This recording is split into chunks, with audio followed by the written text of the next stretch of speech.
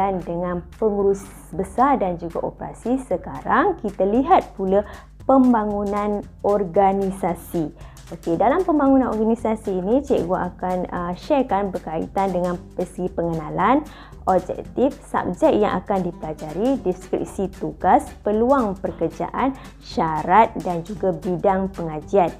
Okey, sekarang kita lihat dahulu pengenalan. Kita berkenalan dulu dengan pembangunan organisasi.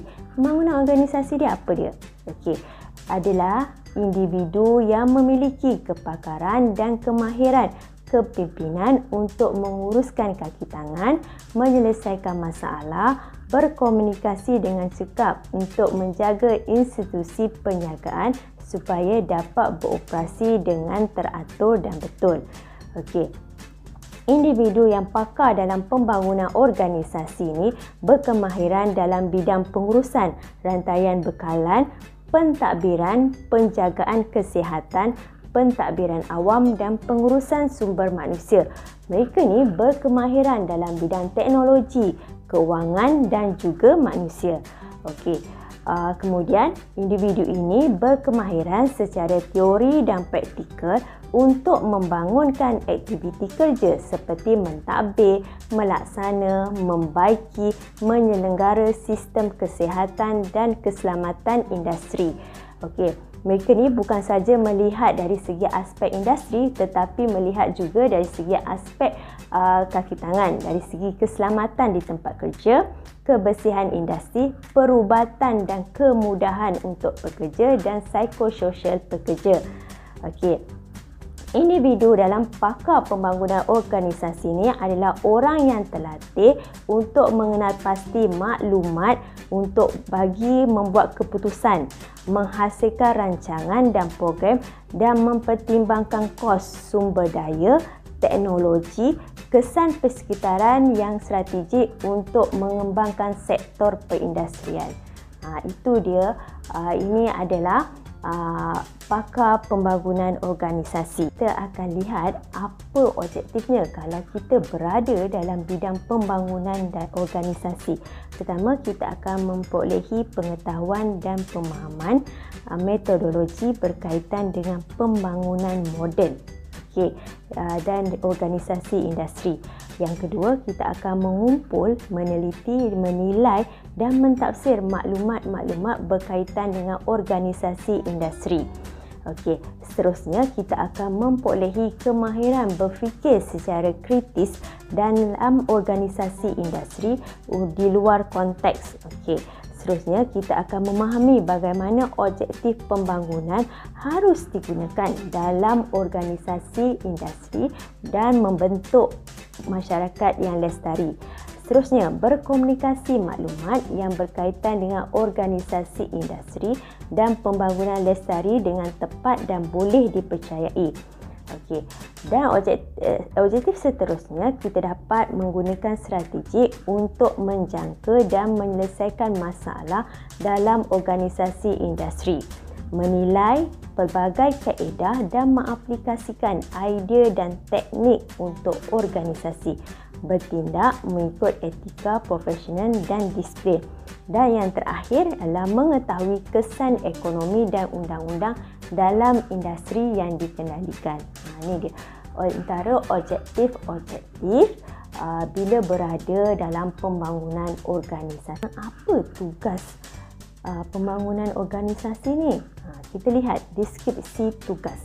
Pertama, mereka ni akan merancang dan melaksanakan langkah-langkah untuk pemodenan syarikat.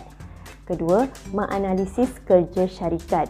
Ketiga, kawalan universal ke atas pelaksanaan tugas yang diberi terhadap kaki tangan.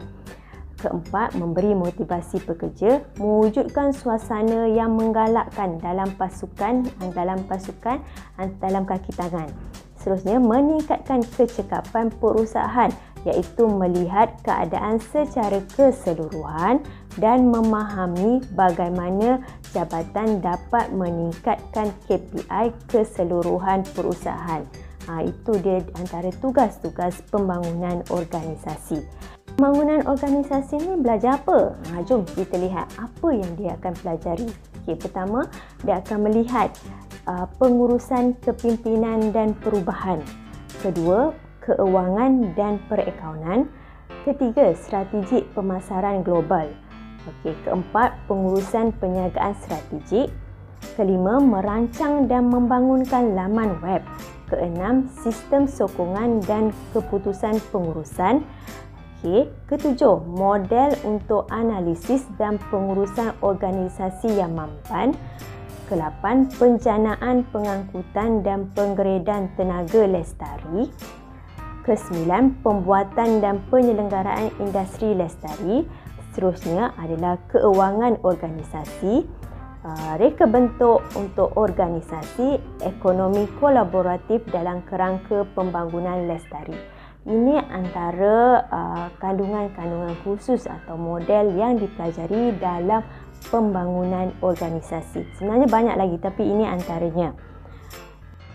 Ada kerja ke dalam pembangunan organisasi ni? Saya bacakan ya, saya kongsikan. Okey, ini antara bidang-bidang pekerjaan dalam pembangunan organisasi.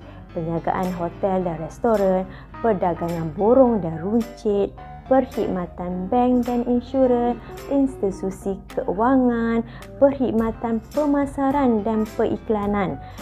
Perkhidmatan pemasaran dan periklanan ni maksudnya pengurus dalam syarikat hendaklah berkeupayaan untuk merancang aktiviti dan kempen iklan dengan jelas, meletakkan diri mereka di pasaran, mengetahui asas-asas skim harga dan kepembiayaan, berkeupayaan untuk mencari pasaran dan kemahiran untuk mempromosikan produk. Itu perkhidmatan pemasaran dan periklanan.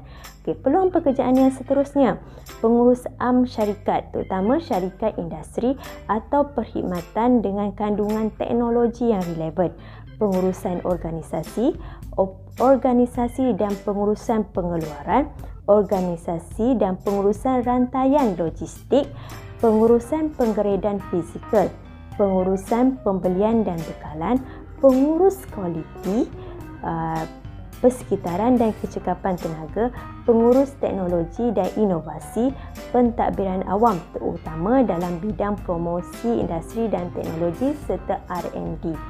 Ini antara peluang-peluang pekerjaan dalam pembangunan organisasi. Okey, kalau kita berminat dalam bidang pembangunan organisasi ni, dekat mana saya boleh belajar? Bidang apa yang saya boleh belajar? Okey, antara yang ada di sini adalah pengurusan dan strategik, pengurusan business management dan professional study, pengurus korporat, komunikasi, pentadbiran perniagaan dalam bidang organisasi dan kerajaan korporat. Ini antara, sebenarnya banyak lagi tapi ini antara bidang-bidang dalam pembangunan organisasi. Okey, kita pergi pula kepada syarat. Okey, kalau saya berminat dalam bidang pembangunan organisasi ni, apa syaratnya? Okey, saya pergi syarat di peringkat diploma ya. Okey, perlu lulus SPM, iaitu lulus BM dan juga sejarah. Mendapat 5 kepujian iaitu termasuk subjek matematik, bahasa Inggeris dan 3 lagi mata pelajaran yang belum diambil kira. Ini di peringkat diploma. Okey. Tadi kita dah lihat pengurus besar dan operasi, kita dah lihat pembangunan organisasi. Kedua-dua bidang kerjaya ini adalah kerjaya menjelang tahun 2022. So diharapkan video ini dapat memberi sedikit sebanyak gambaran yang jelas macam mana pembangunan organisasi ini, bagaimana kalau kita nak sambung belajar dalam bidang pengurusan operasi dan apa mata pelajaran yang perlu diambil kira, yang perlu diberi fokus. Okey, so diharapkan video ini dapat memberi manfaat kepada semua pelajar untuk memahami dan memilih bidang kerjaya yang bersesuaian dengan diri sendiri. So diharapkan kita dapat membuat perancangan selaras dengan minat, kehendak dan juga potensi yang ada pada diri kita. Sekian saja video daripada Cikgu. Kita akan berjumpa lagi untuk video akan datang. Terima kasih kerana meluangkan masa. Love yourself and be gentle to yourself. Okay, bye-bye.